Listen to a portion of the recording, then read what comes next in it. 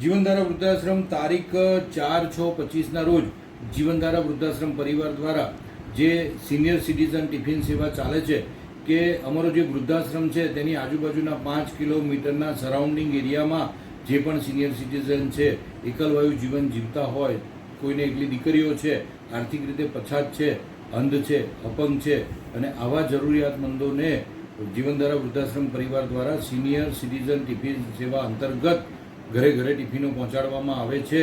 તો તેમાં અરજી કરનાર આજે ટિફિનનો લાભ લેવા માટે અરજી કરનાર ગિરીશભાઈ ધરમસિંહભાઈ ઠક્કર કે તેઓ કાઠિયાવાડના વતની છે, કાઠિયાવાડ લીલિયા ગામના વતની છે અને તેઓને એક દીકરો અને 2 દીકરી છે.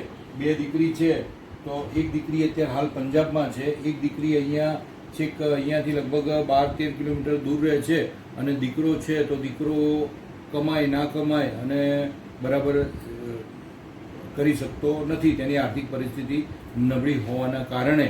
તો દાદાની દીકરીએ અરજી કરી છે. ગીતાબેન, તમે શું કહો છો કે દાદાને ટિફિનની જરૂર કેમ પડી છે?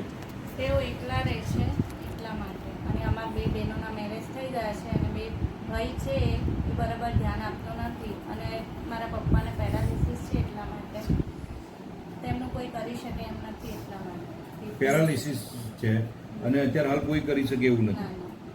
અને આર્થિક પરિસ્થિતિ કેવી છે? આર્થિક પરિસ્થિતિ નબળી છે તેમની. તો દાદા જે છે ગિરીશભાઈ ધરમસિંહભાઈ ઠક્કર, તેઓ પાણીના જગ આવે છે, જે કયું પાણી, મિનરલ વોટર, તેમાં નોકરી કરતા હતા ને. તો હવે હાલ તેઓ શું કહે છે આપણે સાંભળીશું. ગિરીશભાઈ, તમારે ટિફિન લેવું છે, કયા ગામના છો તમે? કાઠિયાવાડ લીલિયાના. અને ટિફિન લેવા કેટલા છોકરા છોકરી છે? 2 છોકરી, 2 છોકરી ને છોકરો. અને ટિફિન કેમ લેવું છે તમારે? આગળ પાછળ કોઈ નથી. એવું છે. દીકરીઓ છે, દીકરીઓ દૂર છે. દીકરો ધ્યાન રાખે છે? દીકરો ધ્યાન નથી. સારું. અને આ ચાલવામાં તકલીફ છે અને અત્યારે હાલ જમવામાં ખૂબ તકલીફ પડે છે. ગિરીશભાઈનું જે ટિફિન સેવાનું અમારો જે ક્રાઇટેરિયા છે તેમાં તેઓ અમને ટિફિન આપવા યોગ્ય છે અને આ ટિફિન આજથી એટલે કે આવતીકાલથી અમે તેમનું ટિફિન ચાલુ કરીશું. અને જેઓ એકલા છે, જેઓને આર્થિક પરિસ્થિતિ ખૂબ જ નબળી છે, તેમને જીવનધારા પરિવાર દ્વારા અનાજની કીટ પણ અહીંથી આપવામાં આવે છે અને સાથે સાથે આ રીતના ટિફિન સેવા પણ અમે ચાલુ કરી આપીએ છીએ. જીવનધારા પરિવાર દ્વારા રોજ સાંજે ખીચડી ઘર પણ ચાલે છે.